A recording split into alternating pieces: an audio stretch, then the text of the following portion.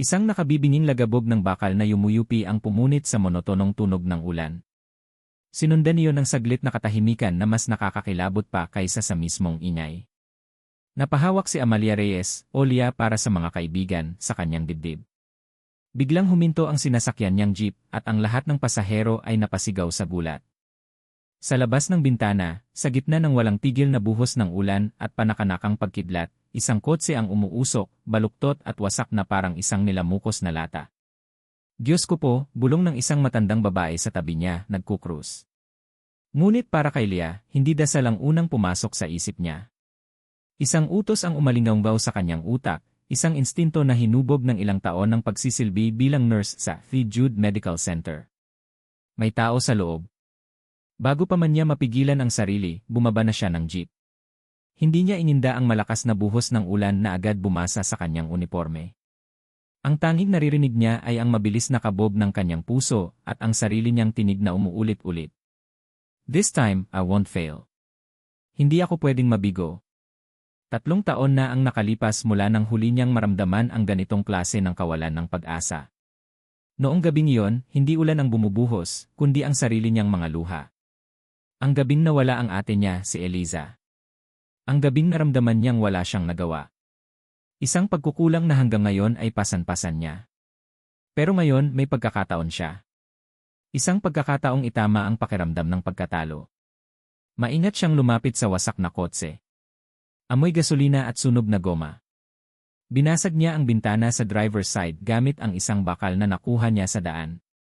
Sa loob, isang lalaki ang nakasubsob sa manibela, duguan ang ulo. Sir, naririnig niyo po ba ako? Sabi ni Leah. Ang boses niya ay kalmado at propesyonal sa kabila ng kaguluhan sa paligid. Walang sagot. Hinawakan niya ang leeg nito para suriin ang pulso. Mahina, ngunit naroon pa. Buhay pa siya. Sir, nurse po ako, sabi niya, pilit na inaalis ang buhok na tumatakip sa mukha ng lalaki. Huwag po kayong gagalaw. Paparating na ang tulong. Sa tulong ng liwanag mula sa isang kidlat, nakita niya ang mukha nito. Bata pa, marahil kaedad niya lang. May mga hiwa at dugo, ngunit kahit sa ganoong kalagayan, bakas pa rin ang maamong itsura. Ginamit ni Leah ang lahat ng natutunan niya. Tiniyak niyang hindi barado ang daanan ng hangin nito, at pinindot ang isang malaking sugat sa braso gamit ang panyo niya para mapigilan ang pagdurugo. Bawat segundo ay mahalaga. Sa bawat segundong nananatili itong humihinga, nararamdaman ni Leah na nababawasan ang bigat sa kanyang dibdib. Maya-maya, dumating ang tunog ng sirena ng ambulansya, papalapit at papalakas. Nang isakay ang lalaki sa ambulansya, hindi siya bumitaw. Sumampa siya sa loob, upo sa tabi ng mga paramedic na mabilis na kumikilos. Ang mga mata niya ay nakatutok lamang sa mukha ng pasyente, pinupunasan ang dugo na dumadaloy mula sa isang hiwa sa noo nito.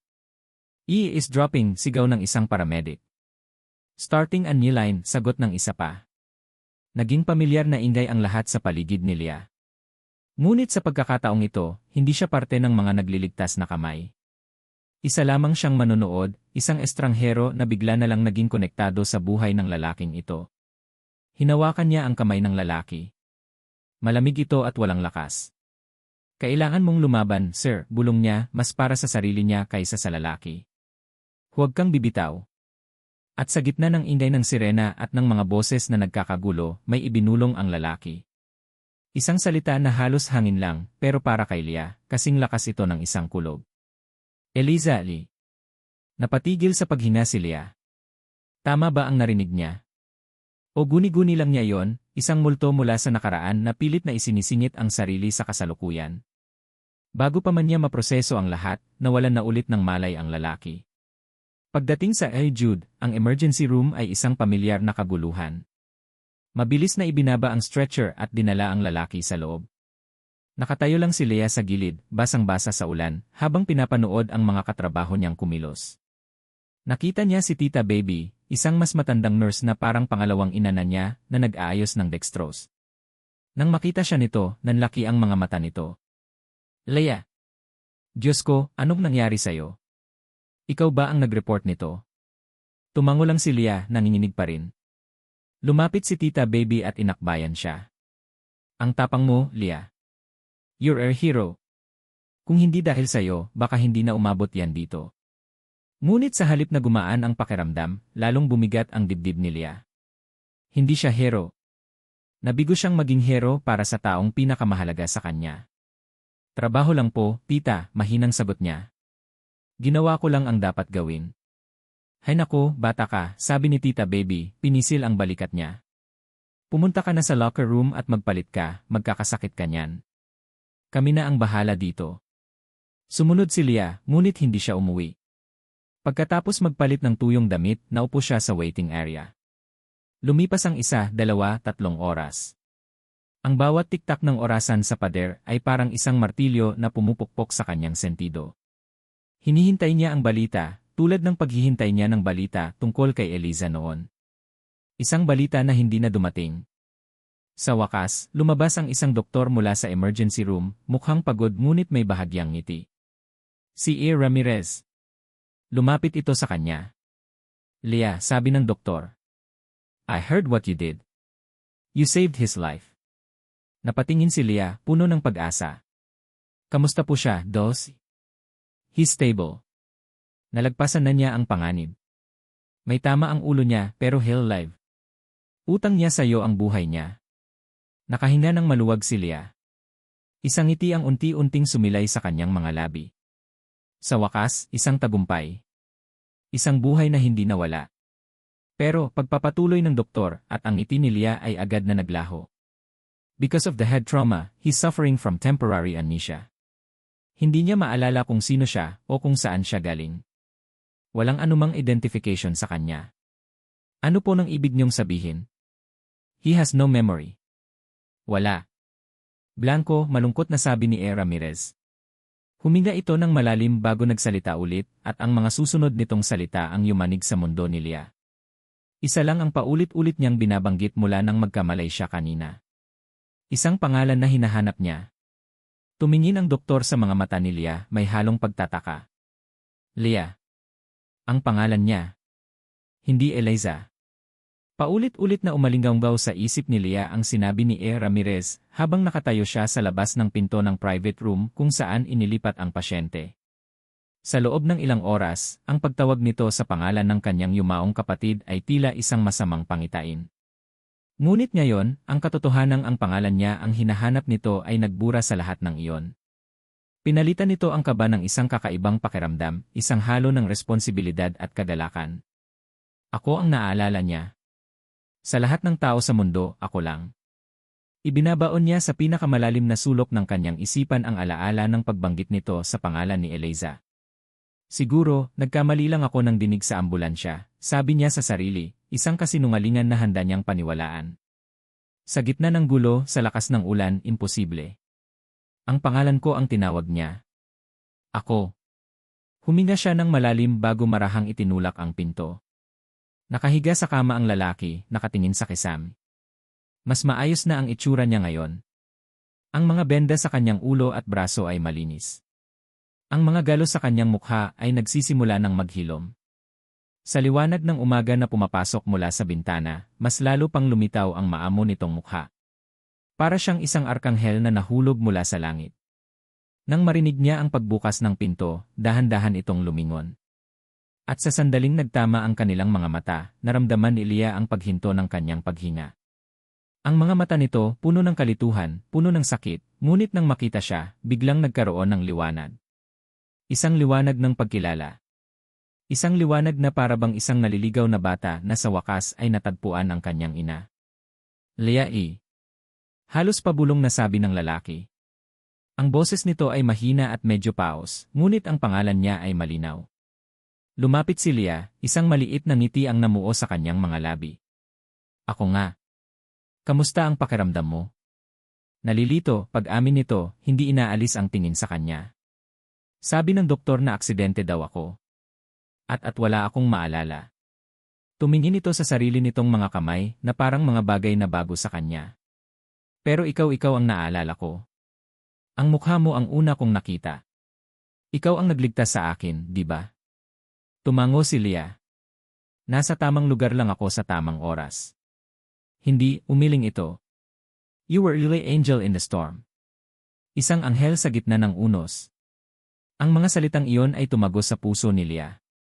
Ito ang gusto niyang marinig. Ito ang kumpirmasyon na may silbi siya, na may nagawa siyang tama. Kinabukasan, sa kanyang lunch break, dinalhan ni Leah ang lalaki ng mainit na lugaw. Ayon sa mga nurse na nakaduty, hindi pa rin ito masyadong kumakain. Hindi ko alam kung ano ang pangalan ko, sabi nito habang maingat na inilalapag ni Leah ang tray sa bedside table. Tumingin ito sa bracelet na isinuot sa kanya ng ospital. Sabi nila, base sa isang lumang business card sa wallet ko, Marco de Villa daw ako. Pero parang hindi sa akin ang pangalang yan. Marco, inulit ni Leah. Bagay sa kanya ang pangalan. Masasanay ka rin. Umiling ito. Pero ang pangalan mo? Leah, parang pamilyar. Parang matagal ko nang alam. Tumingin ito sa lugaw pagkatapos ay sa kanya na may halong hiya. Pasensya na, nanginginig pa kasi ang mga kamay ko. Okay lang, sabi ni Leah, at bago pa niya mapigilan ang sarili, kinuha na niya ang kutsara. Ako na. Hayaan mo akong tulungan ka. Hindi tumutol si Marco. Naupo si Leah sa gilid ng kama at dahan-dahang sinubuan ito. Bawat subo ay isang saglit na puno ng kakaibang kuryente. Ang lapit nila sa isa't isa, ang paraan ng pagtingin nito sa kanya, ang tiwalang ibinibigay nito sa kanya, lahat ay nagpapadala ng hindi maipaliwanag na kilig sa buong katawan niya. Paminsan-minsan, dumadampi ang gilid ng kutsara sa mga labi nito, at sa tuwing nangyayari iyon, nararamdaman ni Leah ang pag-init ng kanyang mga pisngi. Ito ay isang simpleng gawain, isang bagay na palagi niyang ginagawa para sa mga pasyente. Ngunit sa pagkakataong ito, iba. May personal na koneksyon. Nararamdaman niyang hindi lang niya ginagampanan ang kanyang tungkulin. Nag-aalaga siya. Paglabas niya ng kwarto, nakasalubong niya si Tita Baby sa hallway. Oh, galing ka kay Amnesia, tanong nito, may halong panunukso ngunit bakas ang pag-aalala. Sinilip ko lang po kung kumain na siya, palusot ni Leah.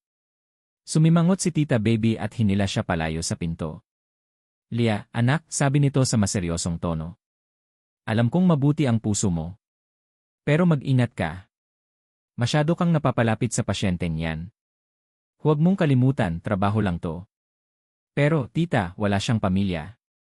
Wala siyang maalala. Sino ang mag-aalaga sa kanya? Ang ospital. Ang gobyerno, matigas na sagot ni Tita Baby. May mga social worker tayo para dyan. Trabaho nating iligtas sila, Leah. Hindi natin trabahong alagaan sila habang buhay. Baka masanay yan sa'yo, mahirapan kang bumitaw. Hindi po, tita. Alam ko po ang ginagawa ko, sabi ni Leah, kahit sa loob-loob niya, hindi na siya sigurado. Ngunit ang mga babala ni Tita Baby ay madaling nawala sa isip niya sa mga sumunod na araw. Araw-araw, binibisita niya si Marco. Nagdadala ng pagkain ng mga libro. Kinukwentuhan niya ito tungkol sa mga nangyayari sa labas, at si Marco naman ay nakikinig na parang bawat salita niya ay isang kayamanan. Sa bawat araw na lumilipas, mas lumalakas si Marco, at mas lumalalim ang koneksyon nila. Hanggang sa dumating ang araw na papayagan na siyang lumabas ng ospital. Nasa loob ng kwarto si Leah, tinutulungan si Marco na ayusin ang ilang gamit na naipon niya, mga damit na donasyon mula sa ospital. Kasama nila ang dalawang pulis. Leah de Villa, sabi ng isang pulis sa formal na tono. We've run your fingerprints, checked all national databases, even missing persons reports for the last 5 years. Wala. It's like you didn't exist before the accident. Walang pamilya, walang record, walang address. Ang pag-asa sa mukha ni Marco ay dahan-dahang naglaho, napalitan ng purong takot. Tumingin siya sa mga pulis pagkatapos ay kay Leah. Ang mga mata niya ay nagsusumamo. So anong mangyayari sa akin? Tanong niya, nanginginig ang boses. Nagkibit balikat ang pulis. We can take you to a government-run shelter. Doon ka muna habang Ayoko, mabilis na putol ni Marco, ang boses niya ay puno ng gulat. Hindi ako pwedeng pumunta doon. Naghintay ang mga pulis, ngunit walang ibang masabi si Marco. Matapos ang ilang sandali ng alanganing katahimikan, nagpaalam na sila at lumabas ng kwarto. Naiwan ang isang mabigat na katahimikan sa pagitan ni Leah at Marco. Si Marco ay nakatayo sa gitna ng kwarto, suot ang mga damit na hindi kanya, hawak ang isang maliit na plastic bag ng mga gamit na hindi niya maalala. Siya ang larawan ng isang taong tuluyang nawawala sa mundo. Dahan-dahan siyang lumingon kay Leah, ang kanyang mukha ay basag sa desperasyon. Ang kanyang mga mata, na dati puno ng pagsamba, ngayon ay puno ng takot at pagmamakaawa. Leah E. Nagsimula siya, ang boses niya ay basag. Lumunok siya, tila hirap na hirap buuin ang mga salita. Ako pwede ba? Muli siyang huminto, napayuko na parang hindi niya kayang salubungin ang tingin ni Leah. Nang sa wakas ay magsalita siya ulit, ito ay isang bulong na puno ng hiya at huling hibla ng pag-asa. Pwede ba akong tumuloy sa'yo? Kahit sandali lang. Ang tanong ni Marco ay binitin sa hangin, isang basag na pakiusap na bumangga sa mga pader ng sterile na kwarto ng ospital. Sa isang iglap, lahat ng babala ni Tita Baby ay nag-flash sa isip ni Leah, trabaho nating iligtas sila, hindi alagaan habang buhay. Baka masanay yan sa'yo. Ngunit nang tignan niya si Marco, isang lalaking walang nakaraan, walang pamilya, at walang pupuntahan, na ang tanging koneksyon sa mundo ay ang pangalan niya, lahat ng lohikal na dahilan ay naglaho. Ang nakita niya ay hindi isang pasyente. Nakita niya ang isang taong nalulunod at siya lang ang may hawak ng salbabida. Ang pagkakataong hindi niya nakuha para kay Eliza. This is different, sabi ng isang boses sa loob niya, tinatabunan ang boses ni Tita Baby. This time, I can actually do something. Huminga siya ng malalim, isang desisyon na magbabago sa lahat. Sige, mahinang sabi ni Leah, at sa isang salitang iyon, ang bigat sa mga balikat ni Marco ay tila nabawasan. Ang desperasyon sa kanyang mga mata ay napalitan ng labis na pasasalamat.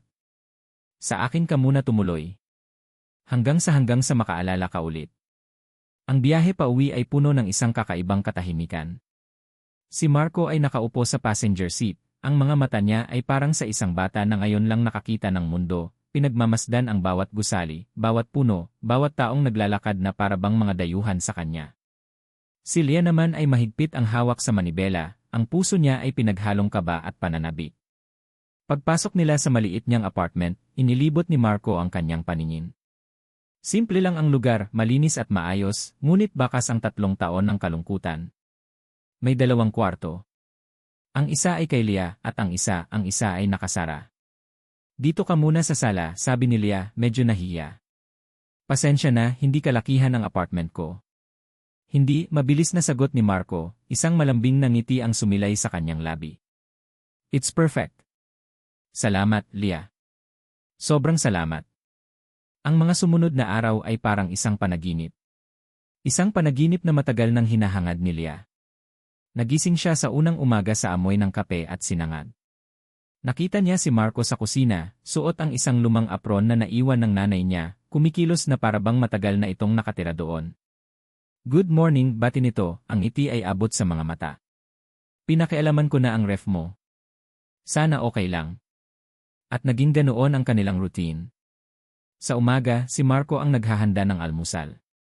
Pag-uwi ni Leah mula sa isang nakakapagod na shift sa ospital, sasalubungin siya ng malinis na bahay at mainit na hapunan. Upo sila sa sofa, manonood ng mga lumang pelikula, at si Marco ay makikinig sa lahat ng kwento ni Leah tungkol sa kanyang araw, gaano man ito kaboring. Isang gabi, habang minamasahe ni Marco ang mga balikat niyang nangangalay, napapikit si Leah.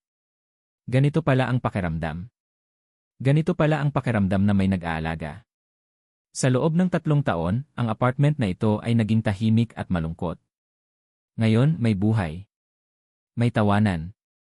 May pag-asa. Ngunit nagsimulang lumitaw ang maliliit na lamat sa perpektong larawan. Isang hapon, umuwi si Leah ng mas maaga kaysa sa inaasahan. Naabutan niya si Marco na nakatayo sa harap ng kanyang bookshelf, seryosong inaayos ang mga libro. Uy, napasipag ka yata, natatawang sabi ni Leah. Lumingon si Marco, hindi naman nagulat.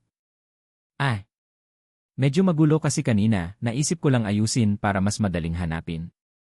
Ngunit habang papalapit si Leah, may napansin siyang kakaiba. Ang mga libro ay hindi lang basta inayos. Nakaayos ang mga ito ayon sa apelyido ng may akda, naka-alphabetical. At sa ilalim ng bawat may akda, ang mga libro ay nakaayos ayon sa kulay ng kanilang spine, mula sa pinakamaliwanag hanggang sa pinakamadilim. Napahinto si Leah. May isang tao lang siyang kilala na ganoon kametikuloso mag-ayos ng libro. Ganyan-ganyan din mag-ayos ng libro si Ate Eliza, sabi niya, halos pabulong. Tumingin si Marco sa kanya, ang mukha ay nagpapakita ng inosenteng pagtataka. Talaga? Nagkataon lang siguro. It just looked right this way. Pinilit ni Leah na ngumiti. Nagkataon lang. Iyon lang siguro iyon.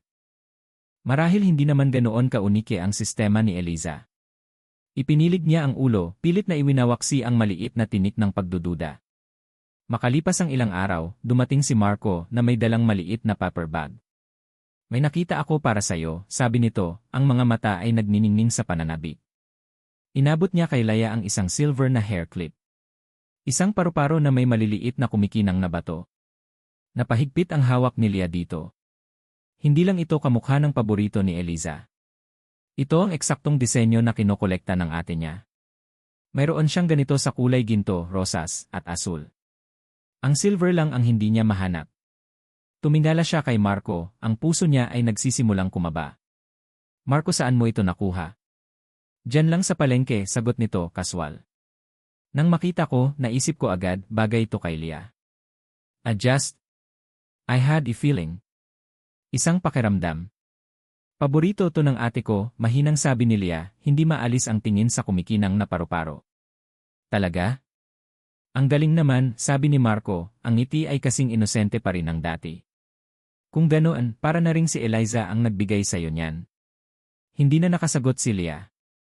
Isinuot niya ang clip sa kanyang buhok at pinilit na ngumiti, ngunit ang kilig na dati niyang nararamdaman ay nahaluan na ngayon ng hindi maipaliwanag na kaba. Nang gabing iyon, hindi siya makatulog. Naglakad siya sa hallway ng kanyang sariling apartment, ngunit parang naging dayuhan siya dito. Bawat anino ay tila may itinatago. Huminto siya sa tapat ng isang pinto. Ang nakasarang pinto ng kwarto ni Eliza. 3 taon na itong nakasara.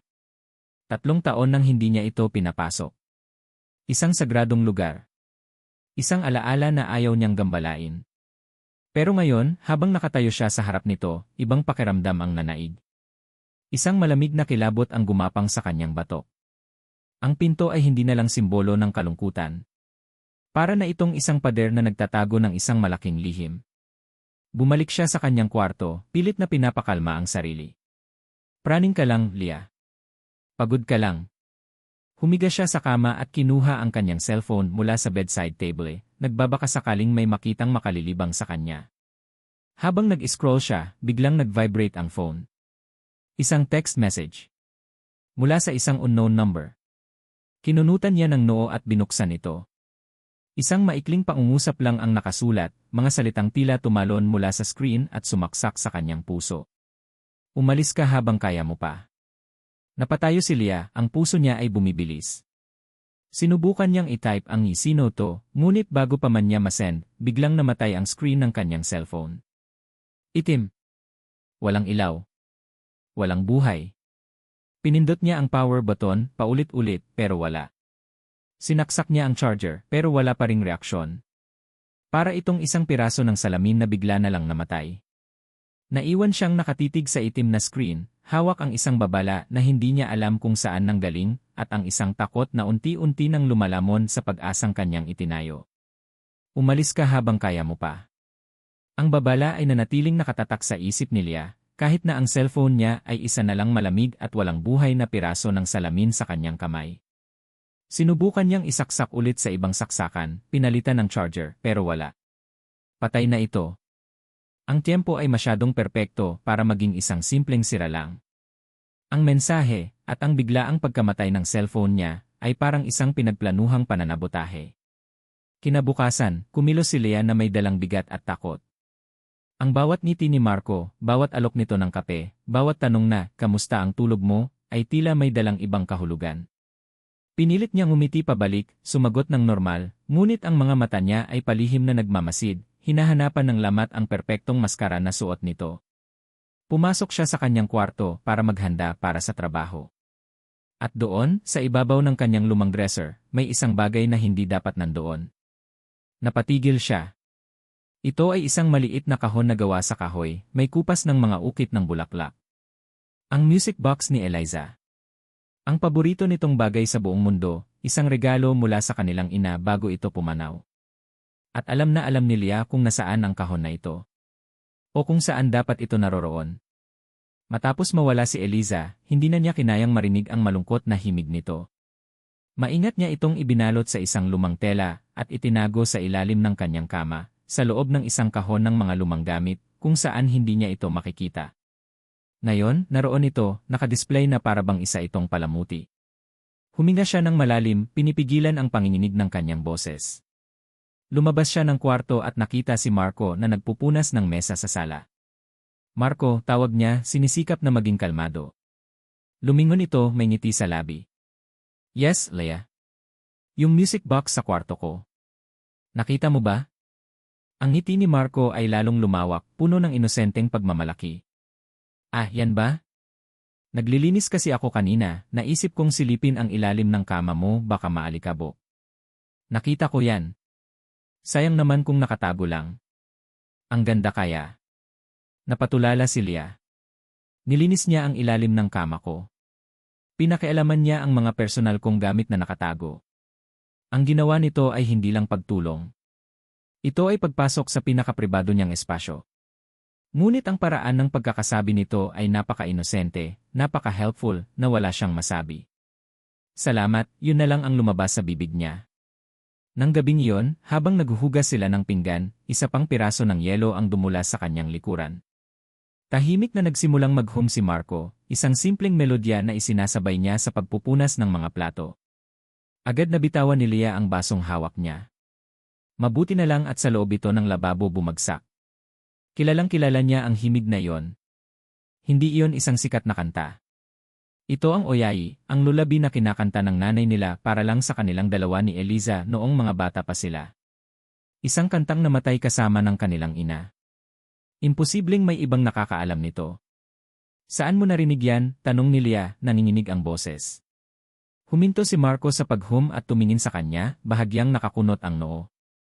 Ang alin? Yang himig na yan. Ang kinakanta mo. Tumingin ito sa malayo na parabang may inaalala.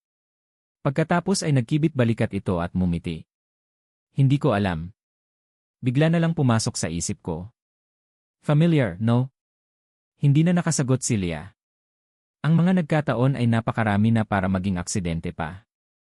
May mali. Isang malaking-malaki ang mali. Kinabukasan, habang naliligo si Marco, ginawa ni Leia ang isang bagay na hindi niya akalaing gagawin niya. Sinalakay niya ang mga gamit nito. Ang luma nitong pantalon mula sa gabi ng aksidente ay nakasabit sa likod ng pinto ng kabinet. Kinapa niya ang mga bulsa. Nandoon pa ang wallet. Ang wallet na sinabi ng mga pulis na may lamang business card. Nanginginig ang mga kamay niya habang binubuksan ito. Wala. Wala itong laman. Walang kahit isang piso. Walang resibo. Walang litrato. At higit sa lahat, walang business card. Isa lang itong piraso ng itim na leather na parang hindi pa nagagamit. Para itong sinadyang linisin. Tinanggalan ng anumang bakas ng pagkatao. Ang takot sa puso ni Leia ay nag-aapoy na. Hindi ito amnesia. Ito ay isang kasinungalingan. Nang gabing iyon, hindi na talaga siya mapakali. Pagkatapos ng hapunan, nagpaalam siyang matutulog na dahil masama ang pakiramdam niya. Ngunit sa ilalim ng kumot, dilat na dilat ang kanyang mga mata, nakikiramdam sa bawat tunog. Humiga siya ng patagilid, nakaharap sa pader. Pinakalma niya ang kanyang paghinga, ginawa itong mabagal at malalim, tulad ng isang taong mahimbing na natutulog. Naghintay siya. Ilang minuto ang lumipas, narinig niya ito. Ang marahang pag-ikot ng doorknob ng kanyang kwarto. Sinundan ng isang maliit na langit-ngit habang bumubukas ang pinto. Isang guhit lang ng liwanag mula sa hallway ang pumasok. Nanatili siyang hindi gumagalaw, ngunit ang puso niya ay dumadagundong sa kanyang dibdib. Sa gilid ng kanyang mga mata, sa pagitan ng kanyang mga pilik mata, sumilip siya. Isang anino. Ang anino ni Marco. Nakatayo lang ito sa may pinto. Hindi gumagalaw. Hindi nagsasalita. Nakatayo lang doon sa dilim. Nag-uunahan ang mga tanong sa isip ni Leia. Anong ginagawa niya? Anong kailangan niya? Pero ang tanging nararamdaman niya ay ang matinding takot ng isang hayop na alam na may predator na nagmamasid. Pakiramdam niya ay isa siyang daga na nakulong sa isang hawla kasama ng isang ahas. 1 minuto. 2 minuto. 3 minuto. Isang walang katapusang 3 minuto ng pananahimik na panonood. Pagkatapos, kasing tahimik ng pagbukas nito, isinara rin ni Marco ang pinto. Naghintay si Leia ng isa pang minuto bago siya gumalaw. Doon pa lang niya pinakawalan ang hiningang hindi niya na malayang pinipigilan niya. Nanginginig siya mula ulo hanggang paa. Kinabukasan, alam na niya ang kailangan niyang gawin. Marco, sabi niya habang nag-aalmusal sila. Pinilit niyang umiti. Tinawagan ako ng ospital. May emergency daw, kailangan ako ng extra shift. Ganun ba, sabi ni Marco, bakas ang pag-aalala. Mag-ingat ka. Gusto mo ihatid kita sa sakayan? Huwag na, mabilis niyang sagot, masyadong mabilis. Huminga siya ng malalim. Kaya ko na. Sige na, malalate na ako. Hindi na niya ito hinintay na sumagot. Kinuha niya ang kanyang bag at mabilis na lumabas. Ngunit hindi siya pumunta sa ospital. Nagtago siya sa isang sulok sa kabilang kalye, pinapanood ang bintana ng kanyang apartment, naghihintay na umalis si Marco para mamalengke tulad ng dati. Nang sa wakas ay makita niyang lumabas ito, mabilis siyang bumalik sa apartment, binuksan ang pinto gamit ang kanyang sariling susi. Dumiretso siya sa aparador kung saan nakatago ang bag ni Marco, ang bag na dala nito noong naaksidente. Nandoon iyon. Isang itim na laptop. Inilabas niya ito, ang kanyang mga kamay ay nanginginig sa kaba. Binuksan niya ito. Isang password screen ang sumalubong sa kanya. Password. Sinubukan niya ang Marco de Villa. Incorrect password. Sinubukan niya ang T. Reyes. Incorrect password. Sinubukan niya ang Amnesia 123. Incorrect password. Napaupo siya sa sahig, halos maiyak sa frustration. Password. Password. Ano ba ang password mo, Marco? Ano ba ang tinatago mo? Paulit-ulit niyang sinubukan ang iba't ibang kombinasyon. Ang kaarawan niya. Ang petsa ng aksidente. Ang pangalan ng ospital. Lahat ay mali. Lahat ay tinatanggihan ng laptop. Para siyang kumakatok sa isang pader na bakal. Napasabunot siya sa sarili niyang buhok. Mag-isip ka, Leia. Mag-isip ka. Anong importante kay Marco? Base sa mga kinikilos niya, ano ang pinapahalagahan niya? Eliza. Ang pangalan ay parang isang malamig na hangin na dumaan sa kwarto. Mabilis niyang tinipa yon. Eliza. Incorrect password. Napabuntong hininga siya. Muli sinubukan niya. Eliza 0715. Ang petsa kung kailan siya nawala. July 15. Ang mga daliri niya ay nag-alinlangan bago pinindot ang enter. Nag-click ito. Isang pamilyar na tunog ng pag-welcome ang lumabas mula sa speakers ng laptop. Bumukas ito. Nakatitig lang si Leia sa desktop ng laptop sa loob ng ilang segundo, hindi makapaniwala. Ang puso niya ay dumadagundong, isang halo ng tagumpay at matinding kaba. Ang background ng desktop ay isang simpleng itim na kulay. Walang personal na litrato. Ngunit may mga folder sa gilid. Binuksan niya ang unang folder na may pangalang Trabaho. Laman nito ay mga peking dokumento, isang resume na nagsasabing si Marco ay isang freelance graphic artist, mga sample ng trabaho na halatang kinuha lang online. Isang peking pagkatao. Isinara niya iyon at binuksan ang isa pa. Ang pangalan ng folder ay Leia. Nanlamig ang buong katawan niya. Nanginginig ang kamay niya habang nag-double-click siya. Daan-daang litrato ang bumungad sa kanya. Mga litrato niya. Hindi ito mga litratong galing sa social media. Ito ay mga litratong kinunan ng hindi niya alam. Siya habang naghihintay ng jeep sa tapat ng ospital. Siya habang tumatawa kasama si Tita Baby sa kantin. Siya habang naglalakad pauwi. At ang pinakanakakakilabot sa lahat, isang litrato niya nakuha mula sa labas ng bintana ng kanyang sariling apartment habang nanonood siya ng Yee sa sala, bago pa man dumating si Marco sa buhay niya. He was watching me. Minamanmanan niya ako. Matagal na. Napahawak siya sa kanyang bibig, pinipigilan ang isang sigaw. Ang aksidente. Ang pagkawala ng memorya. Ang pagiging ni anghel niya. Lahat ay kasinungalingan. Lahat ay parte ng isang plano. Isang plano para makapasok sa bahay niya, sa buhay niya. Mabilis niyang isinara ang folder, nanginginig sa galit at takot. Kailangan niya ng ebidensya na magagamit niya. Kailangan niyang malaman kung sino talaga ang lalaking ito. Nag-scroll siya pababa at doon, sa pinakailalim, may isang folder na kaiba sa lahat. Mayroon itong icon ng isang padlock. Ang pangalan ng folder, alaala. Sinubukan niya itong buksan, ngunit humingi ito ng panibagong password. Isang mas mataas na level ng security. Ano pa ang tinatago mo? Sinubukan niya ang Tilia Reyes. Mali. Amalia Reyes. Mali. Sinubukan niya ang mga kaarawan. Ang pangalan ng kanilang ina. Wala. Napatitig siya sa screen, ang utak niya ay tumatakbo ng mabilis. Ano ang pinakamahalagang alaala sa kanya? Ano ang itatago niya sa likod ng isa pang pader? At bumalik ulit sa kanya. Ang simula ng lahat. Ang ugat ng kanyang sariling kalungkutan. Nanginginig niyang tinipa ang mga letra at numero, bawat pindot ay parang isang suntok sa kanyang sikmura. L is a negatibo 0 tandang bawas 7 tandang bawas 1 tandang bawas 5. Pinindot niya ang enter. Isang nakakabinging katahimikan. Bumukas ang folder.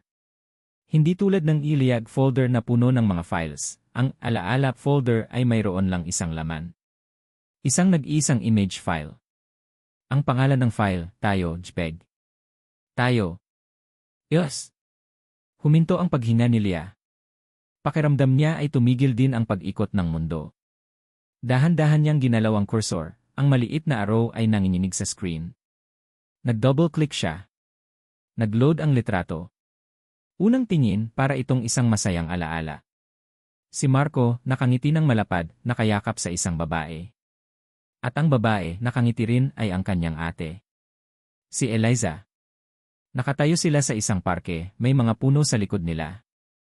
Si Marco ay mukhang mas bata, mas payat, pero siya pa rin yon. Walang duda. Si Eliza naman si Eliza ay napakaganda. Ngunit habang tinititigan ni Leah ang litrato, may napansin siyang mali. Ang ngiti ni Eliza. Hindi ito abot sa kanyang mga mata. Ito ay isang pilit na ngiti, isang ngiti na para sa litrato lang. At ang kanyang mga mata. Pinalaki ni Leah ang litrato. Nag-zoom in siya sa mukha ng kanyang kapatid. Ang mga mata ni Eliza ay hindi masaya. May takot sa mga ito. Isang pagod at takot na pilit na itinatago. Ang paraan ng pagkakayakap ni Marco ay hindi malambing. Ito ay mahigpit. Posesibo. Para bang sinasabi, akin ka. At doon, bumalik lahat ng alaala kay Leah. Ang mga huling linggo ni Eliza.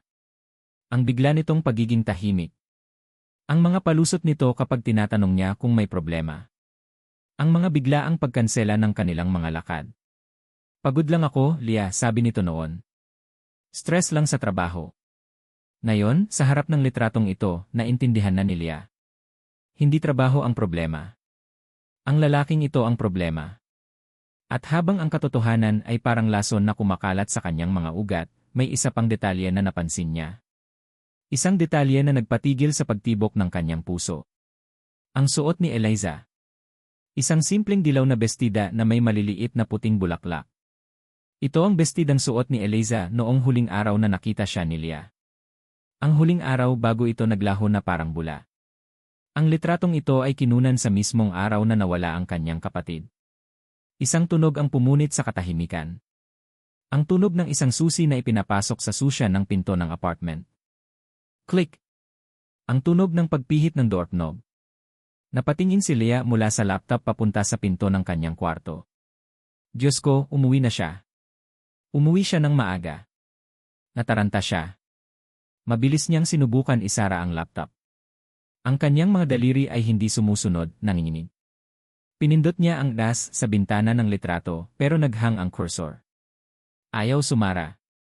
Narinig niya ang mga yabag sa sala, papalapit. Leah. Mahal? Nandito ka ba? Akala ko may extra shift ka. Ang boses niya. Ang malambing at mapag-alalang boses na yon, ngayon ay tunog ng isang halimaw sa kanyang pandinig. Sinubukan niyang isara ng puwersahan ang laptop, ngunit ang liwanag mula sa screen ay ayaw mamatay. At ang liwanag na iyon ay tumatama sa kanyang mukha, inilalantad ang bawat bakas ng takot, ng gulat, ng pagkatuklas sa kanyang itsura. Bumukas ang pinto ng kwarto. Nakatayo doon si Marco, may hawak na supot ng mga groceries, isang ngiti sa kanyang mga labi.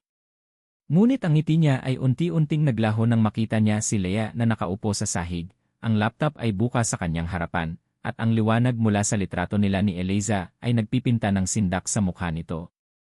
Tumingin si Marco sa laptop screen, pagkatapos ay sa mukha ni Leah. Ang pagpapanggap sa kanyang mga mata ay nawala, napalitan ng isang malamig na katahimikan. May problema ba, mahal? Tanong niya, ang boses niya ay kalmado, ngunit ang salitang mahal ay hindi natunog pag-ibig. Ito ay isang pag-angkin. Isang banta.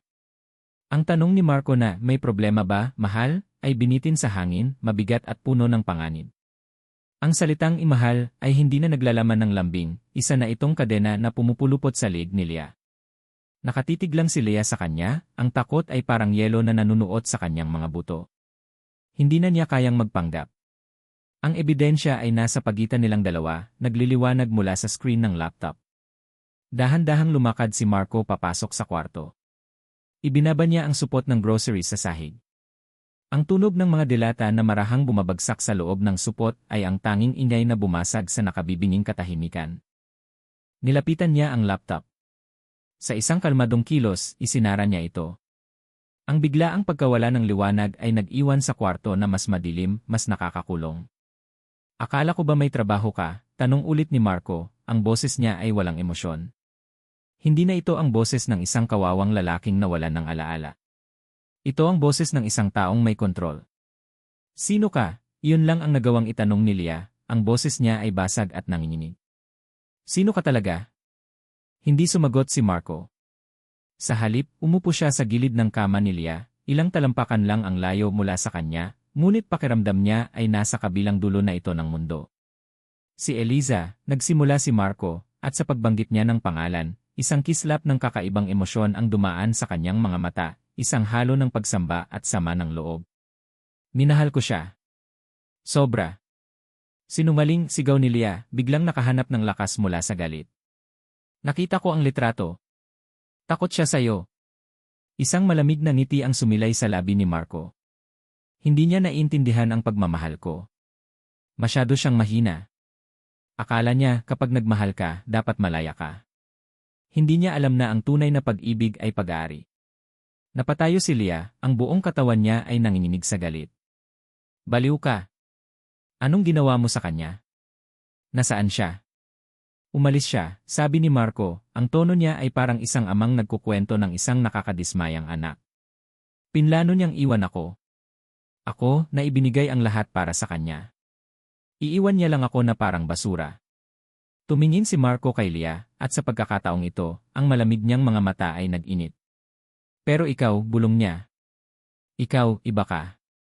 Nakita ko yon mula pa lang sa simula. Nang mabalitaan kong nawawala siya, at nalaman kong may kapatid pala siya isang nurse na nagtatrabaho malapit lang dito. Alam ko. Alam ko na ito ang tadhana. Ang bawat salita ay parang isang suntok sa sikmura ni Leah. Ang aksidente. Ang pagtawag niya sa pangalan niya sa ospital. Lahat ay kalkulado. So ang aksidente Hindi aksidente, pag-amin ni Marco, walang bahid ng pagsisisi. Sinadya kong mabangga ang kotse ko malapit sa ospital mo. Sinadya kong maging biktima. Dahil alam ko na ang isang tulad mo, isang tagapagligtas, hindi mo ako matitiis. At tama ako. Ang katotohanan ay mas masahol pa kaysa sa inaakala niya. Hindi lang siya nalinlang, siya ay ginamit. Ang pinakamalaki niyang kahinaan, ang kanyang pagnanais na makatulong, ang kanyang guilt sa pagkawala ni Eliza, ay ang mismong pain na ginamit nito laban sa kanya. Hayop ka, nandidiring sabi ni Leah. Mabilis siyang tumalikod, ang tanging nasa isip niya ay ang pinto. Kailangan niyang makalabas. Kailangan niyang tumakbo. Ngunit si Marco ay mas mabilis. Sa isang iglap, nasa likuran na niya ito. Hinawakan nito ang braso niya, ang pagkakahawak ay mahigpit at masakit, hindi na ang malambing na haplos na dati nitong ibinibigay. Saan ka pupunta, Leah? Tanong nito, ang hininga ay mainit sa kanyang batok. Aalis ka rin ba? Iiwan mo rin ba ako? Bitawan mo ako, sigaw niya, pilit na pumipiglas.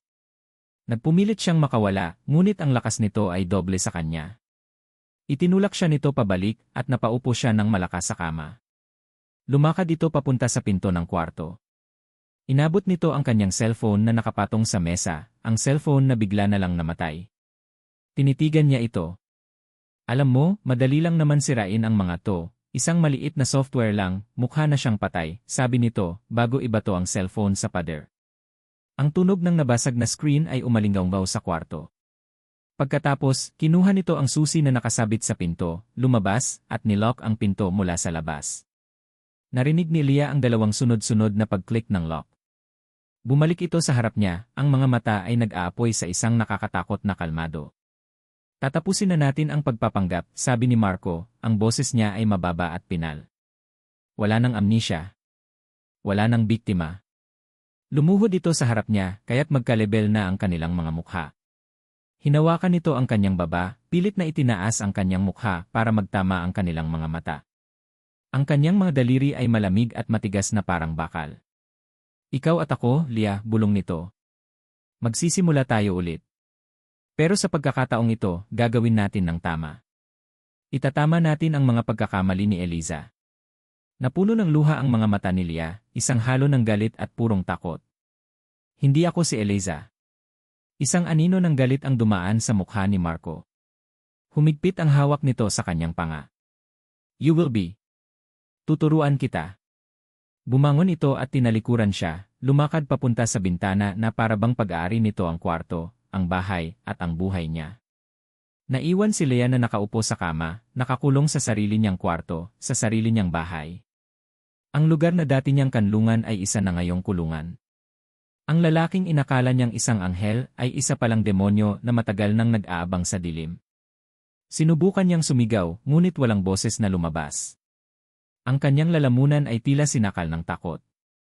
Tumingin siya sa paligid ng kwarto, ang kanyang mga damit, ang kanyang mga libro, ang mga litrato niya kasama ang kanyang mga kaibigan, lahat ay parang mga bagay mula sa ibang buhay.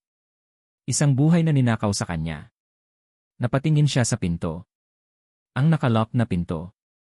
Sa kabilang banda niyon, naroon ang kalayaan. Ngunit sa pagitan niya at ng kalayaang iyon ay nakatayo ang isang halimaw. Isang halimaw na minsan niyang tinawag na pag-asa. Doon, sa gitna ng katahimikan ng kanyang bagong bilangguan, napagtanto ni Leah ang isang nakakapangilabot na katotohanan. Hindi siya ang tagapagligtas sa kwentong ito. Siya ang susunod na biktima. Walang tulog na lumipas ang gabi. Si Leah ay nakahiga sa kama, dilat ang mga mata sa dilim, pinakikinggan ang bawat tunog sa labas ng kanyang nakalock na pinto.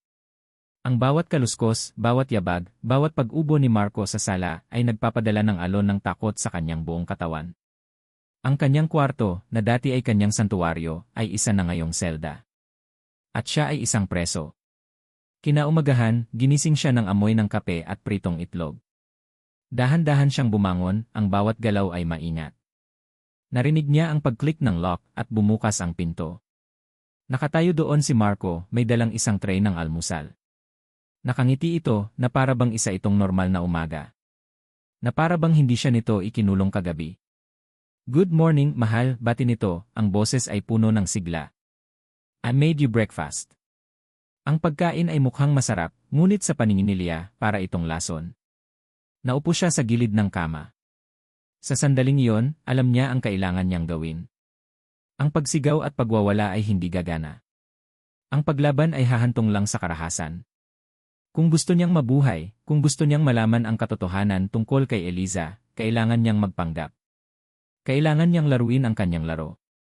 Salamat, mahinang sagot niya, iniiwasan ang kanyang mga mata. Kinuha niya ang tinidor at nagsimulang kumain. Bawat subo ay parang buhangin sa kanyang lalamunan, ngunit pinilit niyang lunukin ito. Habang kumakain siya, ang kanyang mga mata ay palihim na naglilibot. Hinahanap niya ang kahit anong pwedeng maging sandata. Ang mabigat na lampshade. Ang salamin sa kanyang dresser. Ang pinto. Ang bintana. Ngunit alam niyang si Marco ay mas malakas. Mas mabilis. At mas desperado. Hindi pa ito ang tamang oras. Nakita ni Marco ang kanyang pagsunod at mumiti ito, isang ngiti ng tagumpay. Good girl, sabi nito. Alam kong maintindihan mo rin. Matapos ang almusal, lumabas si Marco ng kwarto at bumalik na may dalang isang paper bag, ang parehong uri ng paper bag na ginamit nito noong ibinigay nito ang hair clip. May isa pa akong regalo sa'yo, sabi nito. Inilabas nito mula sa supot ang isang bestida. Isang dilaw na bestida na may maliliit na puting bulaklak. Napahinto sa paghina si Leah. Para siyang sinampal. Ito ang eksaktong bestida na suot ni Eliza sa litrato. Gusto kong isuot mo yan, sabi ni Marco, ang boses ay malambing pa rin, ngunit may pahiwatig na ng utos. Para sa akin. Ayoko, agad na sagot ni Leah, hindi niya napigilan ang sarili. Ito ay labag sa lahat ng nasa kanya. Ang isuot ang damit ng kanyang kapatid ay parang paglapastangan sa alaala nito. Ang ngiti ni Marco ay naglaho. Pinalitan ito ng isang malamig na titig. Ano nang sabi mo? Hindi ko yan isusuot, pag-uulit niya, mas mahina na ngayon, ngunit may determinasyon. Lumapit si Marco sa kanya. Hinawakan nito ang bestida sa harap niya. Hindi kita tinatanong, Leah. Sinasabi ko sa'yo.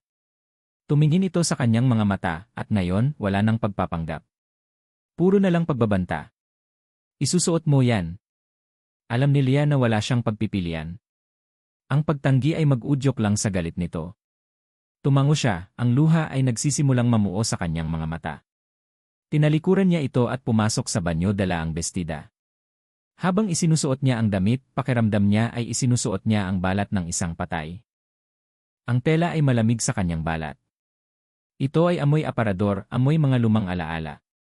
Nang tumingin siya sa salamin, hindi niya nakilala ang kanyang sarili. Nakita niya ang isang multo. Ang multo ni Eliza. Paglabas niya, isang malapad na ngiti ang sumalubong sa kanya mula kay Marco. Perfect, bulong nito. Ganyan nga. Mas maganda ka pa sa kanya. Hinawakan nito ang kanyang kamay. Ang paghawak ay hindi na malambing. Ito ay pag-angkin. Hila-hila siya nito palabas ng kwarto, pababa sa hallway. Huminto sila sa harap ng isang pinto na hindi pa nabubuksan sa loob ng 3 taon. Ang pinto ng kwarto ni Eliza. Okay na sana ang lahat, sabi ni Marco, nakatingin sa pinto. Pero kailangan niyang sirain. Kailangan niyang umalis. Mula sa kanyang bulsa, kumuha si Marco ng isang maliit, makalawang na susi. Isinuksok niya ito sa susyan.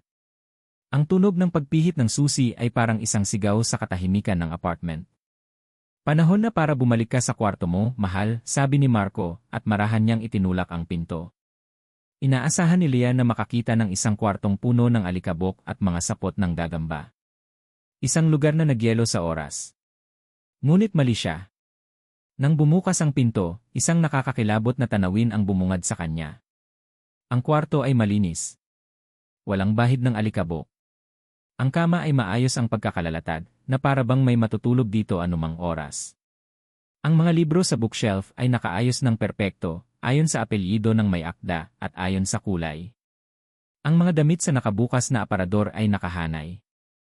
Hindi ito isang kwartong iniwan. Isa itong dambana. Isang dambana na inalagaan ni Marco sa loob ng 3 taon, isang lihim na itinatago sa loob mismo ng bahay ni Leah. Dahan-dahan siyang itinulak ni Marco papasok. Welcome home. Ang mga mata ni Leah ay napako sa kama. Sa gitna ng puting kumot may isang maliit na kahon. Isang kahon na nakabalot sa asul na papel na may silver na ribbon. Isang kahon ng regalo. Para sa iyo yan, sabi ni Marco. Buksan mo. Nanginginig ang mga kamay ni Leah habang lumalapit siya sa kama. Umupo siya sa gilid nito at kinuha ang kahon. Napakagaan. Dahan-dahan niyang inalis ang ribbon at binuksan ang takip. Sa loob, nakahiga sa isang una ng puting seda, ay isang luma at gasgas na cellphone. Isang lumang modelo, kulay rosas. Nabitawan niya ang kahon. Ang cellphone ay gumulong sa kumot. Kilalang-kilala niya ang cellphone na iyon. Ang mga gasgas sa gilid, ang maliit na sticker ng sunflower na idinikit ni Eliza sa likod. Ito ang cellphone ng ate niya. Ang cellphone na kasama nitong nawala 3 taon na ang nakalipas. Ang lumang rosas na cellphone ay nakahiga sa puting kumot na parang isang bomba na hindi pa sumasabog. Napako ang tingin ni Leah dito, ang kanyang paghinga ay mababaw at mabilis. Ito ay isang multo mula sa nakaraan, isang tangible na piraso ng huling mga araw ng kanyang kapatid. Gusto kong malaman mo, sabi ni Marco mula sa kanyang likuran, ang boses niya ay malambot ngunit may pahiwatig ng pagmamay-ari. Gusto kong malaman mo ang lahat ng bagay tungkol sa kanya. Para maintindihan mo kung gaano ko siya kamahal. Para maintindihan mo kung paano mo siya dapat gayahin. Hindi makapagsalita si Leah. Ang ideya na hawakan ang cellphone ay parang paghawak sa isang banal na bagay. Inabot niya ito, ang kanyang mga daliri ay nanginginig. Malamig ito, isang walang buhay na bagay na naglalaman ng mga huling salita at sikreto ng kanyang ate. Paano mo ito nakuha, nagawa niyang itanong. Naiwan niya, simpleng sagot ni Marco. Sa sobrang pagmamadali niyang umalis, naiwan niya ang pinakamahalagang bagay. Isang paalala na kahit anong gawin niya, isang parte niya ay maiiwan pa rin sa akin. Ang kasinungalingan ay napakakapal, halos mahahawakan na. Alam ni Leah na hindi kailanman iwan ni Eliza ang cellphone nito. Sa mga sumunod na oras, naging mas alerto si Leah. Ang takot ay hindi nawala, ngunit ito ay nahaluan na ngayon ng isang bagong damdamin, determinasyon. Ang cellphone na ito ay hindi lang isang alaala. Ito ay maaaring maging susi. Ang susi para malaman ang katotohanan. Ang susi para makatakas. Nagpanggap siyang sumusunod. Nagpanggap siyang interesado habang itinuturo ni Marco ang mga bagay sa kwarto ni Eliza, ang paborito nitong libro, ang paborito nitong pabango, ang paraan ng pag-aayos nito ng mga unan. Bawat salita ni Marco ay isang karayom na tumutusok sa kanyang puso, ngunit tiniis niya. Naghihintay siya ng pagkakataon. Ang pagkakataon ay dumating ng hapon na yon. Magluluto ako ng paborito niyang adobo, sabi ni Marco, masaya. Hintayin mo lang ako dito. Magbasa ka ng mga libro niya. Subukan mong maging siya. Lumabas ito ng kwarto, iniwan ang pinto na bahagyang nakabukas. Ngunit hindi ito nag-lock. Isang maliit na pagkakamali. Isang senyales ng kanyang sobrang kumpiyansa. Sa sandaling marinig ni Leah ang mga kaldero na nag-ingay sa kusina, mabilis siyang kumilos. Kinuha niya ang cellphone ni Eliza at tumakbo papasok sa banyo sa loob ng kwarto, maingat na isinara ang pinto ng walang tunog. Umupo siya sa sahig, ang likod ay nakasandal sa malamig na pinto. Nanginginig ang mga kamay niya habang tinitignan ang cellphone. May battery pa kaya ito? Paano kung? Pinindot niya ang power button. 1 segundo. 2 segundo. At pagkatapos, umilaw ang screen. Isang imahe ng isang sunflower field, ang paboritong bulaklak ni Eliza, ang lumitaw. Buhay pa ito. Ang battery indicator ay nasa 15%. Mabilis niyang sinubukang buksan ito, ngunit hinarangan siya ng isang password. Isang 4-digit iyon. Napapikit siya. Ano ang iyan mo, ate? Sinubukan niya ang kaarawan nito. Mali. Ang kaarawan niya. Mali. Ang kaarawan ng nanay nila. Mali. 3 maling subok at mabublock ito. Kailangan niyang mag-isip. Isang numero na mahalaga sa kanilang dalawa lang. At naalala niya. Ang address ng luma nilang bahay sa probinsya kung saan sila lumaki. Ang number ng bahay nila. 1 tandang bawas 4 tandang bawas 3 tandang bawas 7. Tinipan niya ang mga numero. Nag-unlock ang cellphone. Nakahinga siya ng maluwag, ngunit walang oras para magdiwang. Dumiretso siya sa messaging app. Puno ito ng mga mensahe mula sa kanilang mga pinsan, mga kaibigan, at sa kanya. Ngunit ang mga huling mensahe ay ang hinahanap niya. Isang thread ng mga mensahe mula sa isang contact na may pangalang landlady. Mga mensahe tungkol sa isang apartment na nirentahan ni Eliza sa kabilang syudad. Isang apartment na babayaran niya sa July 16 na. Ang araw pagkatapos niyang mawala. Nagpaplano siyang tumakas. Sunod niyang binuksan ang voice recorder app. Ang puso niya ay dumadagundong. May ilang mga file, pinangalanan lang ng petsa. Pinindot niya ang pinakahuling file, na may petsang July 14 na, ang araw bago siya mawala. Itinapat niya ang cellphone sa kanyang tainga. Ang boses ng kanyang kapatid, basag, nanginginig, at puno ng takot, ay bumulong mula sa nakaraan. Voice note para lang kung may mangyari, nagsimula ang boses ni Eliza, nanginginig. Hindi ko na kaya. Akala ko magbabago siya. Pero lalo lang lumalala. Bawat dalaw ko, sinusubaybayan niya. Bawat kausap ko, pinagsiselosan niya. Nakakasakal na. Bukas-bukas na ang alis ko. Aalis na ako habang nasa trabaho siya. Sana hindi niya malaman. Isang hikbi ang narinig ni Leah mula sa recording. Leah, nagpatuloy ang boses ni Eliza, at sa pagkakataong ito, naramdaman ni Leah ang sarili niyang mga luha na dumadaloy sa kanyang pisngi. "It's so sorry. Kung naririnig mo to, ibig sabihin na bigo ako. Ibig sabihin na huli niya ako. Huwag kang maniniwala sa kahit anong sasabihin niya. Mapanganib siya. Huwag kang lalapit sa kanya. Tumakbo ka." Ang huling salita, "tumakbo ka," ay umalingaw sa kanyang isipan. Natapos ang recording. Ang katotohanan ay mas malinaw at mas masakit pa kaysa sa kanyang mga pinakamasamang bangungot. Ang kanyang kapatid ay hindi lang umalis. Ito ay isang biktima. At ang lalaking nagluluto ng adobo sa kanyang kusina ang salarin. Pinunasan niya ang kanyang mga luha. Ang kalungkutan ay napalitan ng isang malamig na galit. Hindi na siya "Sige po, narito ang pagpapatuloy at pagtatapos ng chapter 8 act." Lalaban siya. Para kay Eliza. Ngunit paano? Nang biglang may ang katotohanan ay mas malinaw at mas masakit pa kaysa sa inaakala niya umatok sa pinto ng apartment. Isang malakas at tuloy-tuloy na katok. "Leah, buksan mo to. Alam kong nandyan ka." Ang boses. Kilalang-kilala niya ang boses na. Ito na ang ebidensya. Ito na ang patunay. Hindi lang siya nawala, may nangyaring iyon. Si Tita Baby. Napatayo si Leah. Si Tita Baby. Nag-aalala masama. At si Marco ang may gawa. Ang pighati sa kanyang puso ay mabilis na napalitan ng isang malamig na galit. Isang determinasyon na mas matibay pa kaysa dati. Hindi na siya ito dahil hindi na niya siya makontak simula nang masira ang cellphone niya. Pumunta ito dito. Ito na ang kanyang pagkakataon. Narinig niya ang boses ni Marco mula sa sala. Sakbo para sa sarili niya lang. Lalaban siya para kay Eliza. Ngunit paano? Nakakulong siya. Wala siyang cellphone. Walang paraan para makipag-ugnayan sa labas. At sa Sandino yan?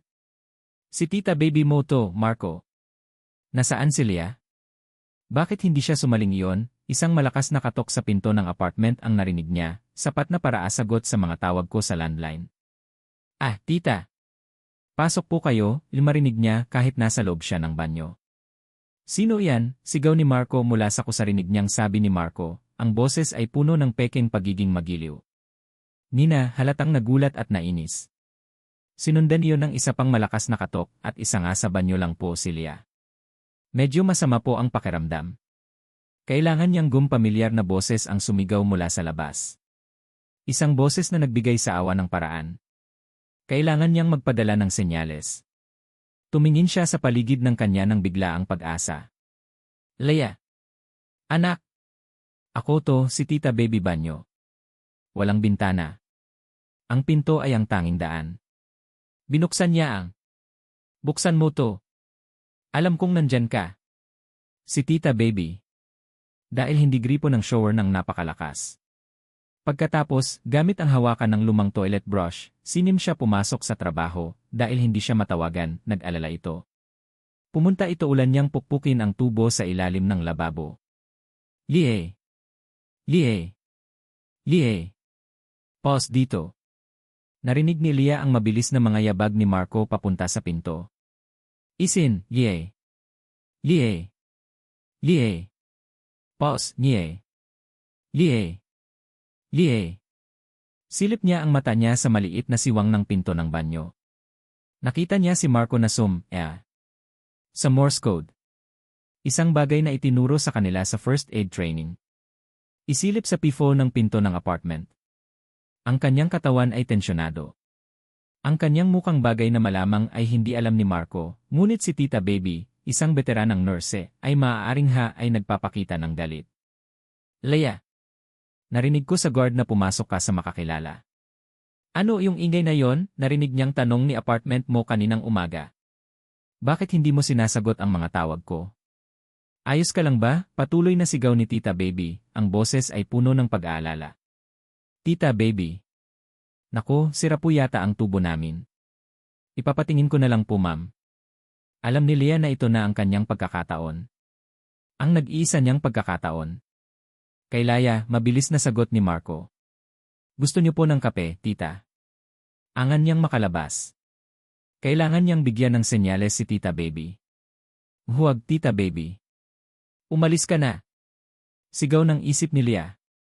Ngunit alam din niya na kung susubukan niyang sumigaw, pipigilan siya ni Marco. Baka alam niyang hindi aalis si Tita Baby nang hindi siya nakikita. Maya-maya pa, naktan siya nito. Baka saktan nito si Tita Baby. Huminga ng malalim si Marco at narinig niya ang mga yabag na papalapit sa kwarto ni Eliza. Isang malakas na katok ang yumanig sa pinto ng banyo. Leah. Ang boses ni Marco. Leah, nang lumingon ito pabalik mula sa pinto, isang ngiti ang muling lumitaw sa kanyang may bisita ka. Si Tita Baby mo. Ang boses niya ay masaya at magiliw. Nang mukha. Isang peking ngiti na puno ng kasinungalingan. Lumakad ito papunta sa pinto ng kwarto ni Eliza. Dahan-dahan itong kumatok.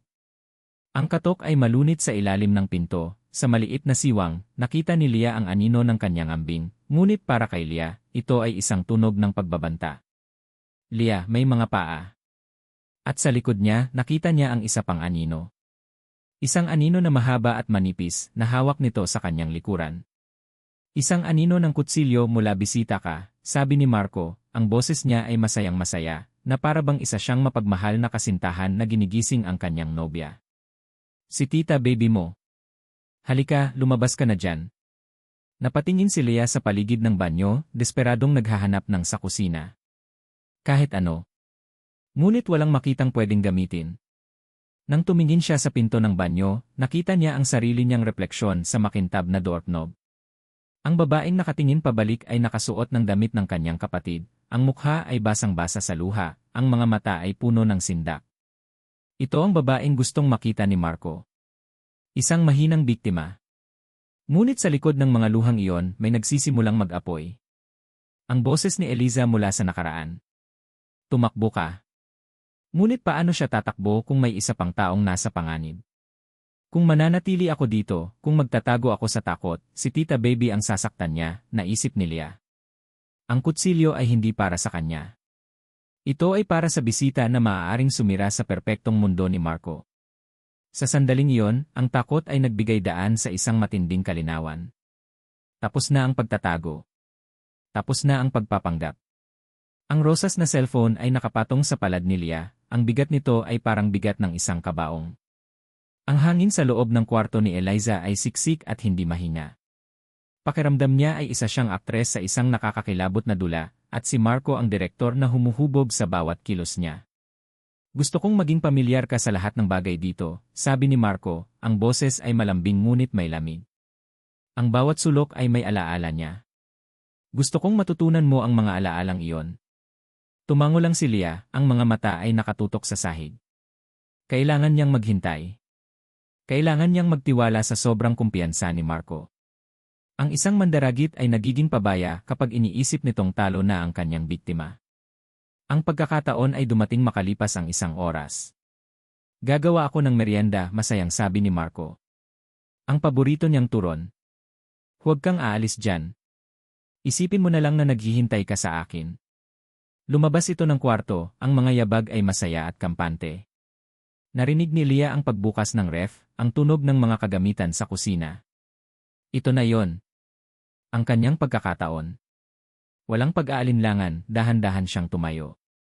Ang bawat galaw ay maingat, walang ingay. Dala ang cellphone ni Eliza, pumasok siya sa maliit na banyo sa loob ng kwarto. Dahan-dahan niyang isinara ang pinto at nilock ito. Sa wakas, nag-iisa. Sumandal siya sa malamig na pinto, ang puso niya ay dumadagundong sa kanyang dibdib. Itinaas niya ang cellphone. Ang mga daliri niya ay nanginginig habang pinipindot ang power button. Nagdasal siya sa lahat ng santo na kilala niya. Please, gumana ka. Please. 1 segundo. 2. 3. At pagkatapos, isang himala. Umilaw ang screen. Isang larawan ng isang bukirin ng mga sunflower. Ang battery, nasa 12% na lang. Isang password screen ang sumalubong sa kanya. Isang 4-digit na iyan. Napapikit si Leah. Mag-isip ka. Isang numero na mahalaga sa aming dalawa lang. Ang kaarawan niya. Hindi. Ang kaarawan ni Eliza. Malamang ay alam ni Marco iyon. Kailangan ay isang bagay na mas malalim. Isang bagay na hindi kailanman malalaman ni Marco. Ang kanilang sikreto. Ang kanilang pagkabata. Ang address number ng bahay ng kanilang lola sa probinsya, kung saan sila nagtatago tuwing tag-araw. 7. Dahan-dahan niyang tinipa ang mga numero. Unlocked. Nakahinga siya ng maluwag, isang luha ng ginhawa ang pumatak sa screen. Walang oras na dapat sayangin. Pinili niya ang voice recorder app. May 3 file. Pinindot niya ang pinakahuli, ang may petsang pinakamalapit sa araw ng pagkawala ni Eliza. Itinapat niya ang speaker sa kanyang tainga. Ang katahimikan ay binasag ng isang tunog na 3 taon na niyang hindi naririnig. Ang boses ng kanyang kapatid. Testing okay, nagsimula ang boses ni Eliza, pilit na pinapasigla, ngunit may panginginig sa ilalim nito. Voice journal entry. July 14 na. Ewan ko. Para lang siguro para lang may makaalam. Isang malalim na buntong hininga. Hindi ko na kaya, Leah, bumulong ang boses, at sa pagbanggit ng pangalan niya, naramdaman ni Leah ang paninikip ng kanyang dibdib. Akala ko pag-ibig ito. Pero hindi. Ito ay kulungan. Sinusuri niya ang cellphone ko gabi-gabi. Ang mga kaibigan ko, pinalayo niya. Sabi niya, ako lang daw ang kailangan niya. Ako lang daw ang nakakaintindi sa kanya. Nakakasakal na. Narinig ni Leah ang isang pigil na hikbi mula sa recording. Pero alis na ako, nagpatuloy si Eliza, may bagong determinasyon sa boses. Bukas. Habang nasa opisina siya. Nakaempake na ang mga gamit ko sa bahay ng kaibigan ko. Handa na ang lahat. Sa wakas, magiging malaya na ako. Isang sandali ng katahimikan. Leah, sabi ulit ng boses, at ngayon, ito ay basag na sa luha. Ate, so sorry kung naglihim ako. Ayoko lang na mag-alala ka. Kung naririnig mo to, kung hawak mo ang cellphone na to, isa lang ang ibig sabihin. Nabigo ako. Nahuli niya ako. Ang boses ay naging isang desperadong babala. Huwag kang maniniwala sa kahit anong sasabihin niya. Magaling siyang magsinungaling. Mapanganib siya, Leah. Huwag kang lalapit sa kanya. Tumakbo ka. Ang huling salita, tumakbo ka, ay parang isang kutsilyo na sumaksak sa puso ni Leah. Natapos ang recording, at ang tanging naririnig na lang niya ay ang sarili niyang humihikbing paghinga. Ang pighati ay bumuhos na parang isang malaking alon. Ngunit sa ilalim ng alon na yon, may ibang nabuo. Isang matigas at malamig na bagay. Galit. Isang dalisay na galit para sa lalaking nasa kusina, na masayang nagluluto ng turon habang sinisira ang buhay ng iba. Pinunasan niya ang kanyang mga luha. Ang kanyang misyon ay malinaw na. Hindi na ito tungkol sa pagtakas lang. Ito ay tungkol sa hustisya. At sa sandaling iyon, ang tunog na kanyang kinatatakutan at inaasahan ay dumating. Isang malakas at tuloy-tuloy na katok sa pinto ng apartment. Leah! Buksan mo to. Ako to, si Tita Baby. Napatalon si Leah. Si Tita Baby. Nag-alala ito. Pumunta ito dito. Isang lifeline. Ngunit isa ring bagong target para kay Marco. Narinig niya ang mga yabag ni Marco na papalapit sa pinto ng apartment, pagkatapos ay sa pinto ng kwarto ni Eliza. Leah, nandyan ka ba? Tanong ni Marco, halatang nairita sa ingay mula sa labas. Kailangan niyang gumawa ng paraan. Kailangan niyang magpadala ng senyales. Habang tumitindi ang katok ni Tita Baby sa labas, isang ideya ang pumasok sa isip niya. Mabilis niyang binuksan ang gripo ng shower at, gamit ang hawakan ng toilet brush, sinimulan niyang pukpukin ang tubo sa ilalim ng lababo. Lie! Lie! Lie! Pause, nie! Lie! Lie! Pause, nie! Lie! Lie! Ano yang ingay na yan? Narinig niyang tanong ni Tita Baby nang sa wakas ay papasukin ito ni Marco. Naku, sira po yata ang tubo. Pasensya na po, narinig niyang sagot ni Marco, puno ng peking paghingi ng paumanhin. Narinig niya ang kanilang mga boses na papalapit. At pagkatapos, isang katok sa pinto ng banyo. Isang katok na nagpatigil sa kanyang paghinga. Leah. Ang boses ni Marco, malambing ngunit may panganib. May bisita ka. Si Tita Baby mo. Ang boses niya ay masaya. Ngunit sa ilalim ng pinto, sa maliit na siwang, nakita ni Leah ang anino ng kanyang mga paa. At sa likod niya nakatago ay isa pang anino. Mahaba. Manipis. Ang anino ng isang kutsilyo mula sa kusina. Dahan-dahang pinihit ni Leah ang doorknob. Ang bawat segundo ng katahimikan bago niya buksan ang pinto ay parang isang walang katapusang paghihintay.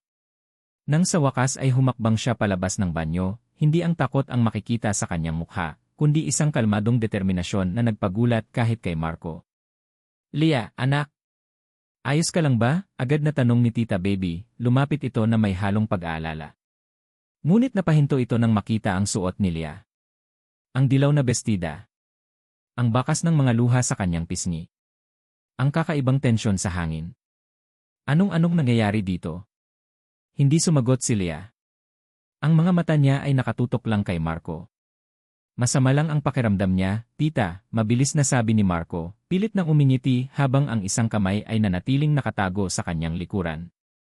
Alam niyo na, lagnat-lagnatan lang. Hindi, sabi ni Leah, ang boses niya ay matatag at malinaw. Hindi ako nilalagnat. Tumingin siya kay Tita Baby, at sa kanyang mga mata, ipinarating niya ang isang mensaheng hindi kayang sabihin ng mga salita. Makinig ka. Magtiwala ka sa akin. At pagkatapos, ibinalik niya ang kanyang tingin kay Marco. Alam ko na, sabi ni Leah, ang bawat salita ay mabigat. Alam ko na ang ginawa mo kay Ate Eliza. Ang ngiti sa mukha ni Marco ay naglaho na parang bula. Napalitan ito ng purong gulat, at pagkatapos, nang hindi maitagong galit, ano nang pinagsasasabi mo? Tanong ni Marco, ang boses niya ay mababa at nagbabanta. Nag-iba ang tindig niya, hindi na nagpapanggap, handa nang umatake. Ngunit hindi na tinag si Leah. Dahan-dahan, kinuha niya mula sa kanyang bulsa ang rosas na cellphone ni Eliza.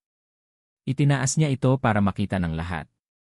Napatingin si Tita Baby sa cellphone, at pagkatapos ay kay Leah, ang kanyang mukha ay puno ng kalituhan at papalaking takot. Gusto mong marinig, Tita Baby? Tanong ni Leah, hindi inaalis ang tingin kay Marco. Gusto mong marinig ang huling sinabi ng ate ko bago siya mawala. Bago pa man makakilos si Marco, pinindot na ni Leah ang play. Sa katahimikan ng kwarto ni Eliza, ang basag at nanginginig na boses mula sa nakaraan ay muling umalingaw-ngaw. Voice note para lang kung may mangyari. Ang bawat salita ni Eliza ay parang isang suntok sa mukha ni Marco. Ang kanyang mga mata ay nanlaki sa gulat at pagkatakot. Ito ang ebidensyang akala niya ay nawala na. Nang marinig ni Tita Baby ang mga salitang, huwag kang maniniwala sa kahit anong sasabihin niya. Mapanganib siya. Tumakbo ka, agad siyang kumilos. Habang si Marco ay nakatutok kay Leah, dahan-dahang umatras si Tita Baby papalayo sa kwarto, palihim na kinukuha ang sarili niyang cellphone mula sa bulsa. Gamit ang hindalaki, mabilis siyang nagdial, 100 bawas 7. Sinungaling, sigaw ni Marco, at sa isang mabilis na kilos, sinugod niya si Leah. Hinablot niya ang cellphone at ibinato ito ng buong lakas sa pader. Ang cellphone ni Eliza, at ang boses nito, ay tuluyan ng nawasak at tumahimik. Dapat noon ko pa sinira yan, galit na sabi ni Marco. Pagkatapos, hinila niya si Leah at iniharang sa kanyang katawan. Inilabas niya ang kutsilyo na kanina pa niya itinatago at itinutok ito sa leg ni Leah.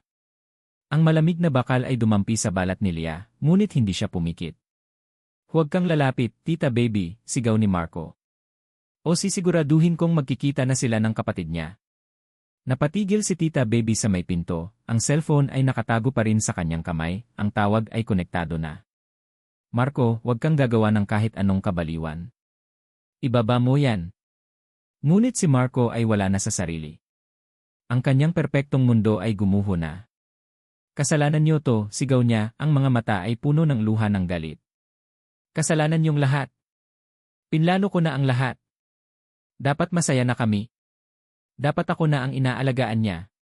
Hindi ako si Eliza, sigaw ni Leah, ang boses niya ay puno ng lakas na hindi niya alam na mayroon siya.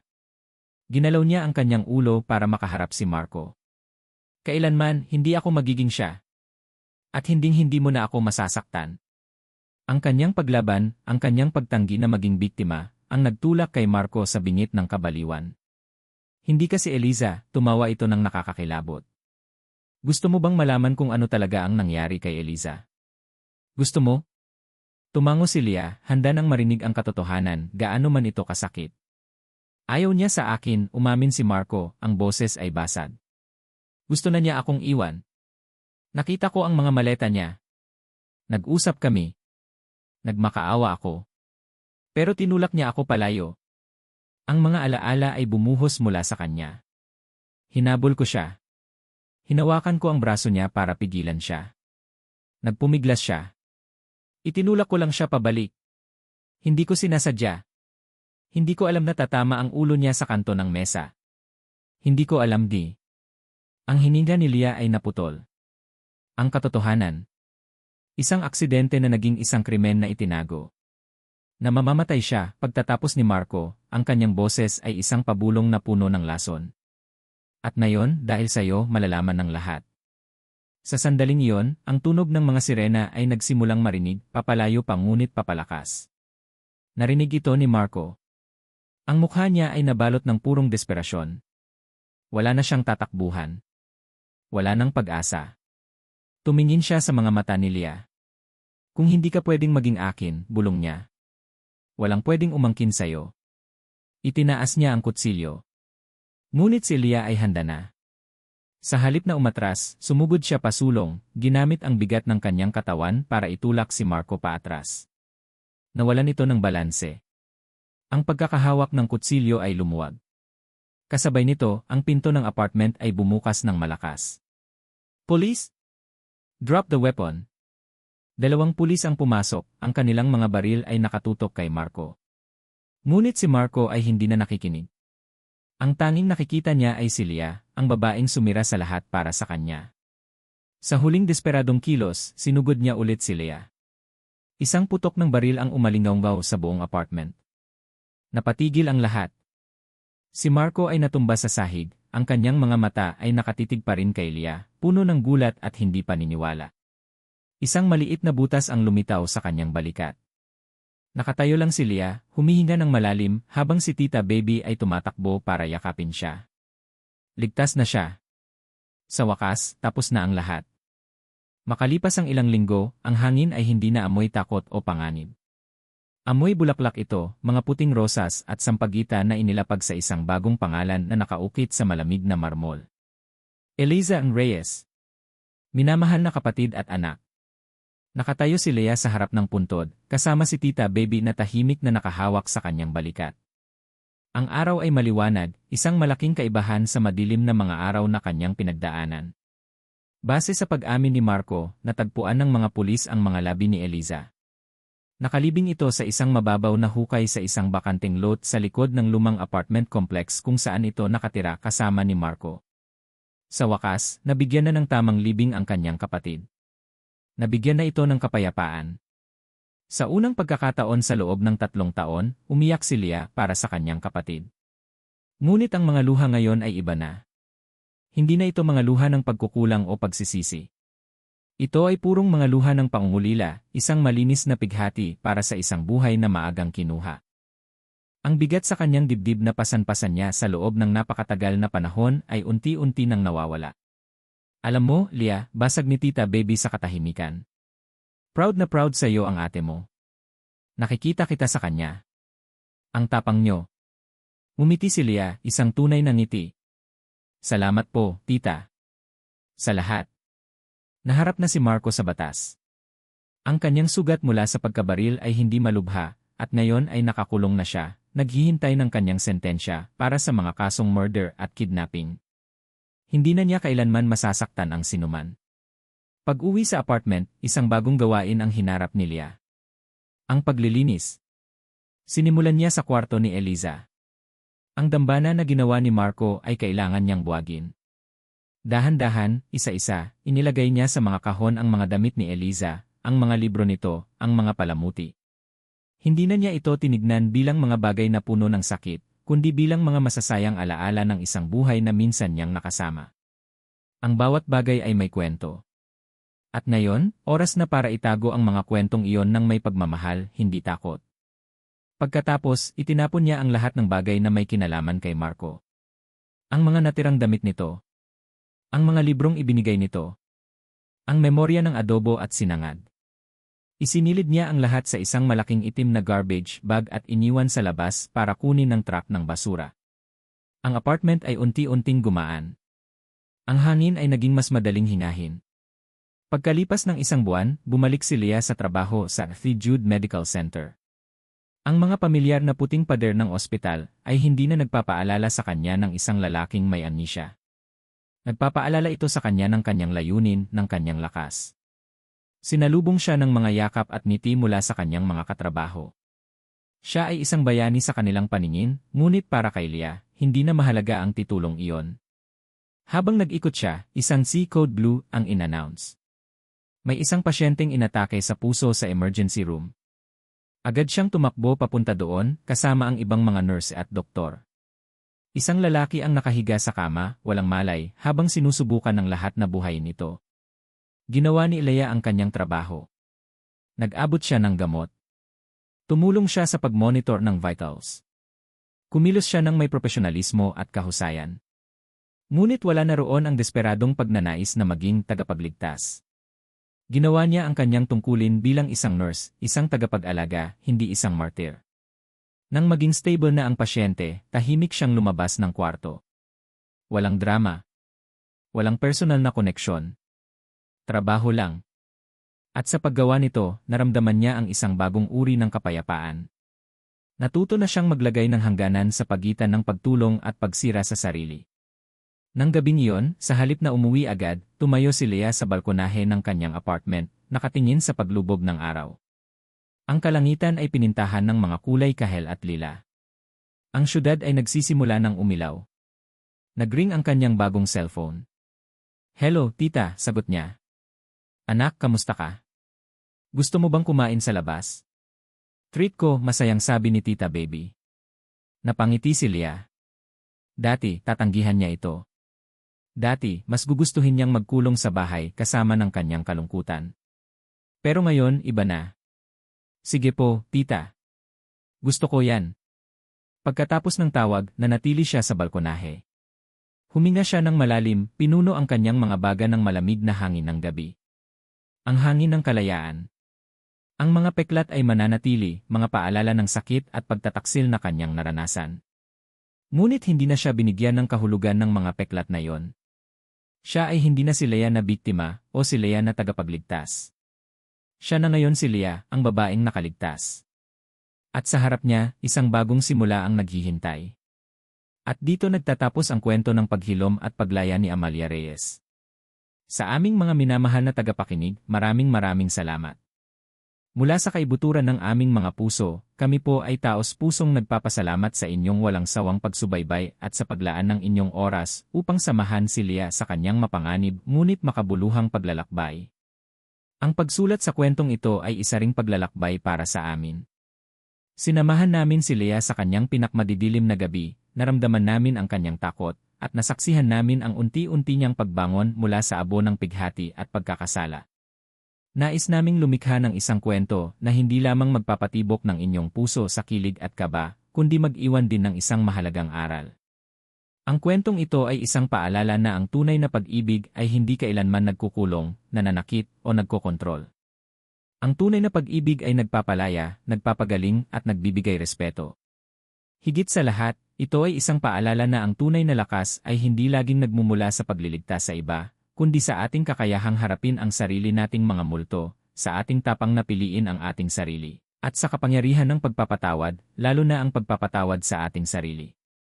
Naway may napulot kayong inspirasyon at pag-asa mula sa katatagan ni Leah.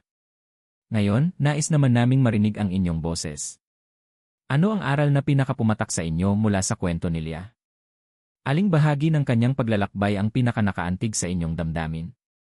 Inaanyayahan po namin kayong ibahagi ang inyong mga saloobin sa comment section sa ibaba. Ang inyong mga kwento at realisasyon ay mahalaga sa amin. Muli, ang aming pinakamataas na pasasalamat sa inyong lahat. Hanggang sa ating susunod na kwentuhan.